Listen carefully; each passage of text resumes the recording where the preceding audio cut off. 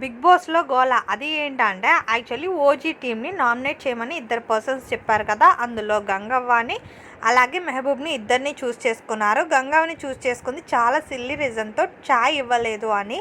అలాగే మెహబూబ్‌ని కూడా జస్ట్ సీత కలవలేదు, మింగిల్ అవ్వలేదు అని చెప్పినందుకు అతన్ని నామినేట్ చేశారు. సిల్లీగా అనిపించింది. సరే ఎనీవే అది అయిపోయిన తర్వాత ఇంకా డిస్కషన్ అనేది వార్ అనేది జరిగింది. బిగ్ బాస్ అయితే బడ్జెట్ టాస్క్ పెట్టారనమాట. గ్రాసరీస్ది మొత్తం గ్రాసరీస్ తీసేసుకుని గ్రాసరీస్ని మీరే సెలెక్ట్ చేసి చూస్ చేసుకోవాలి అందరి మీద అన్నారు. అప్పుడు నబీల్ అలాగే నిఖిల్ వెళ్ళారు. బట్ మనీ వస్తానంటే వద్దు, అంత యాక్టివ్ చేయలేవు అన్నారు.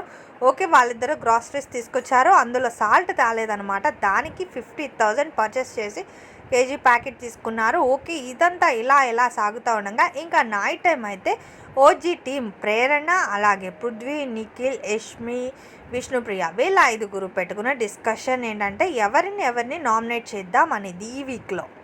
ఇంకా పృథ్వీ అయితే మనీ గురించి మాట్లాడాడు. అలాగే నిఖిల్ అయితే సజెషన్ ఇస్తున్నారు. లాస్ట్ సీజన్స్లో మనం చూసినట్టయితే ఎవరెవరిని నామినేట్ చేద్దామని శోభ వాళ్ళు అనుకున్నట్టు ఇప్పుడు నిఖిల్ తయారైనట్టున్నాడు.